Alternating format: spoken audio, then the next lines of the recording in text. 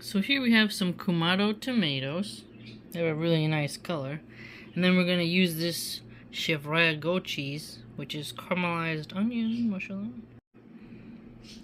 And I decided to try out this Parmesan cheese because it's made from raw milk and it's been aged for a minimum of 10 months. It's always fun to experiment with different cheeses. So we shall see how it turns out.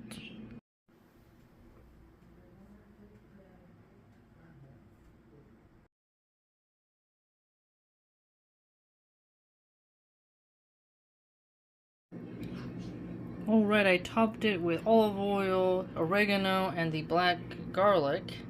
Let this cool down. It smells absolutely wonderful.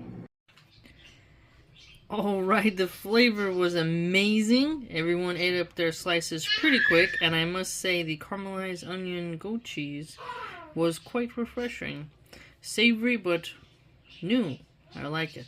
MashaAllah, tabarakallah.